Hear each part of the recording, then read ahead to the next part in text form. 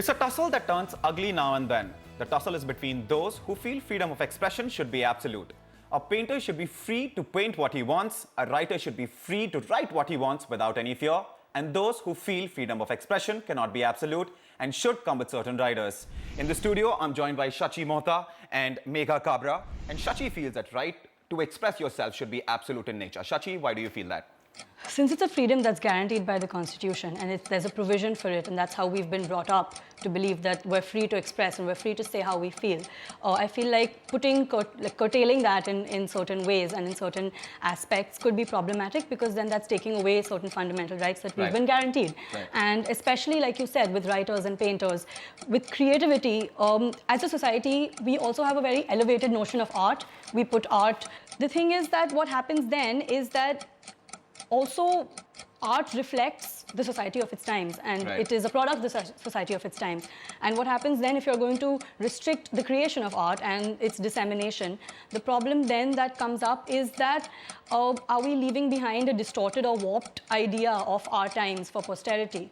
And is that okay? Are we all right with that? Well, we'll perhaps talk about creativity a little later, but before that, she made an interesting point, and that is we as people of India are guaranteed by the Constitution. Freedom of expression is a fundamental right enlisted in Article 19. Why do you feel that freedom of expression should come with certain riders in that case? If you see, even in the Constitution, there are qualifiers. There are qualifiers, and there cannot be anything as an absolute freedom, because if you're living in a society, there has to be a parameter to which you are going to be to which you're going to be bound. If your freedom of expression is hurting another person's freedom of expression, then I think it's not right. There has to be some parameter where you're not hurting the other person while. So you're saying that while words are harmless, but words could be used to incite masses in this case. I mean, as we have seen, be it in the case of Taslima Nasreen, Salman Rushdie, Maqbool Fida Hussain, and that's a very valid point that, you know, Just to go back to what she said about the parameters within the Constitution, what's enlisted as per the article. Well, if you look into it, what comes up is that there are restrictions in place and there are parameters in place, and those only look out for the situations in which a person's freedom of expression or freedom of speech goes against the sovereignty of the state, not against private individuals, not against specific communal groups. So then, in that case, you know, if there's treason activity, that's fine. If you're going to write hate speeches about, say, At this point in time, let me sort of quote from the Constitution what it says. It says, and I quote, "Interests of the sovereignty and integrity of India, the security of the state, friendly relations with foreign states, public order, decency or morality, or in relation to contempt of court, defamation or incitement to an offence will be paramount." All right, and that's absolutely right. But then again, when you bring up examples like the artists that you did, and the writers that you did, these are works of art. You are an artist, so you're going to be creating, but I'm curbing, constricting, confining your creativity within these four walls. Yeah, that's the point that you're trying to make. Problem. And at this point in time, I want Megha's rebuttal on this. That Megha, why do you feel that an artist should create within those four walls? I don't feel that the artist should be contained in four walls of parameters or boundaries, but there should also you can't say that we will have absolute freedom of expression and just go wild with it. You need to also have awareness you should be sensitive to other people, to other people's ideas and beliefs, and you can't just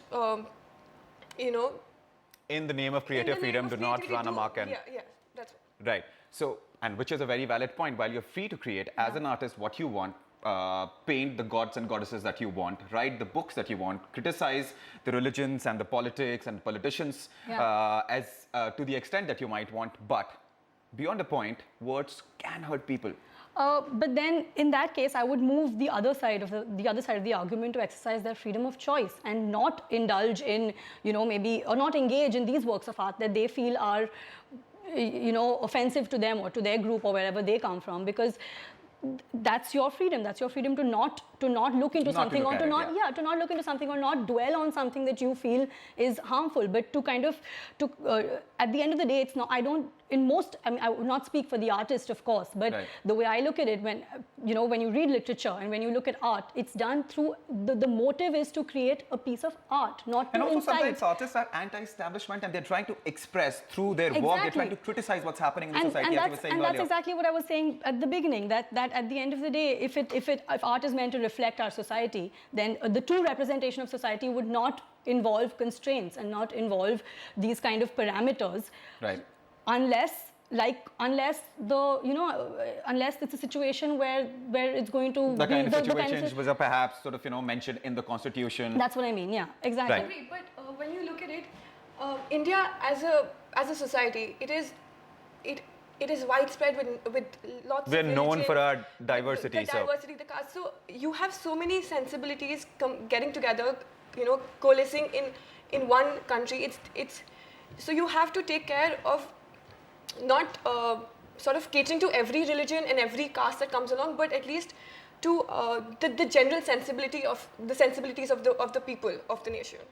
How Do you are we also going to feel learn as to a be? society, we discourage people? In fact, parents often tell their kids that don't talk back, you little unwise one. It starts right from the very Yeah. beginning, and that sort of. Yeah, agreed. But that's sort of the way I think Indian society has been. I mean, this But is perhaps it the has case, been, not just yeah, with it- Indian society, but perhaps with with everyone, the older the wiser, right? yeah. But coming back to my point, I think that if we create awareness, so even a child, as they grow up, when they reach, a certain mental state, a mental level, Yeah. they have the capacity to understand each The aspect, implications each- of their yeah, actions or expressions. right. Yeah. So that's very important, and that can only happen when you have certain regulations in the system while you're growing up, to sort of come across each and everything, but in a controlled manner. All She's right, saying and there that's should fair, be, and and- I feel those checks and balances are already there. But then if those checks and balances are already there, I feel the bigger problem is that they're not being applied uniformly. Because you have cases like Charlie Hebdo, you have cases like Taslima Nasreen, you have Salman Rushdie, Right. and things like that. But then what about things like ads and films that are perpetuating patriarchy? Or, politicians who are kind of firing communal sentiments to get to a vote bank? Or if you have, for example, film censorship. All right, you're already giving a film censorship rating as an adult film. Why do you still have to cut out scenes? As a Right. thinking adult, I'm allowed, a filmmaker is allowed to make what he feels, or depict or portray the kind of action that he'd like to. And you've already only restricted the audience to adults. So Right. you're taking What's care the of their point of thought. What's the further- point of further cutting down? That's unfair to the writer, and that's also unfair to the viewer. Because how do you deal with that? And also you have, I'll come back to Yeah. you on that. Megha, respond to it. So what you're saying is restricted only to a very, very tiny section of the society in India. It's the educated people. There are a lot of people who do not have as much access to education, to as much access to. So you feel the problem exists But- because of the fact that people are not aware, are not educated but enough. do you think I that by do. shutting down thoughts or ideas, you're going but to as a lead to society, awareness? We need to become more tolerant, and that can only happen, overnight. It has to come gradually. So once tolerance sets in, only then can we sort of, get to understanding each point of views, and then we can Yes. probably have absolute expression. Of course, I mean, But tolerance is informed and catalyzed by exposure. And if you are not exposed, or if you have a limited blinkered kind of myopic so view, perhaps we should do it in a step-by-step manner. I guess. But then again, the step-by-step manner has to be, if that is what we do, it has to be applied again in a very uniform and fair sense, not just kind of, catering to the whims and fancies of a particular group that may be affected by a particular, just hinging on the women example. How has feminist theory, how did the movement of feminism come through? Through writing, through Right. art. That's And which was that's our prohibited at mode- That's our mode of expressing ourselves. And At that's that our point mode in of, time, exactly. yes. That was prohibited at that point of time, maybe. Yes. But it fought. That's why it's a movement, because it fought its way up. Right. And it's allowed. And today, if we in India, Yeah. the feminist movement in the West has gone, finished. It's come and gone a while ago, and we're riding that wave now, because Right. we tend to get things a little later, because our society is still progressing. So that's fine. But if we're going to shut those things down, then maybe women it's going to be even more challenging for women to kind of reach an equal status Let's with men move here. on at this point in time and talk about the fact that how masses can be manipulated and often are in a country which has 123 crore plus people. All you need is perhaps a group of 1,000 people protesting against something, against a piece of art, against a movie at Jantar Mantar, and well, there is going to be a ban on it. So how do you respond to that? I say that we need to have better checks to freedom of expression. There already are checks. That There is are the checks, check. but yeah, agreed. There are checks, but we need people who can also monitor those checks. Then, Right. If we have people who are, if we are balanced on both the sides, then I don't think we should have a problem. 66A, which the Supreme Court said it's Draconian, yes, yeah. it's Yes, draconian. yes, yes. It needs to be explained better or Yeah. taken off. Right. And I mean, we were talking earlier and you were telling me that, yes, I mean, it's easy, very easy for people to manipulate masses and sort of, Yeah, because the way I look at it is if you shut down dissent, you're manufacturing consent. And that's a very big problem, especially like you said, it's a country of 123 crore, more than that. And especially since it's like what you said, Megha, that a very large population does not have access to the kind of awareness that maybe you and I sitting in the studio do, and So it's perhaps so it's easier. even more problematic then, because Right. then you're manufacturing their consent by shutting down the dissent of the people who the by voice of presenting dissent. your Yeah. opinion, your Yes. side of the picture, Yes. and hence using Yes. that as... Today when we have an argument, we equally show both sides. Right. So that's what I mean. All right, at this point in time, Megha, I want you to make your concluding remarks. I would say that absolute freedom of expression, if something like that could exist, would definitely be like a double-edged sword. If you want that much of freedom from the government, then you have to be that responsible. And also, I before we do that, also let's talk for a little bit about the right to offend. I mean, which is, of course, not enshrined in the Constitution, so to speak.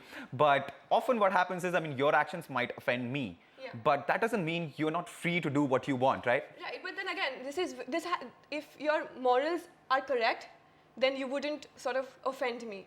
In the sense that for someone, killing is not offensive. For them, it's Oh, fine. you're talking about sociopaths in that case. No, Yeah. but that's But okay, as a fine. society but that's and very as... clearly laid out that that's criminal. I mean, Yes, yes, Okay, yes. okay. Let's talk about something as simple as defamation. If you're writing something wrong Right, about which could be someone, incriminating or... All right. incriminating, Yeah. but if you don't have your facts right, then it's not correct Again, to- the selective sort of, So- sending out of information out there in the public to manufacture consent or dissent.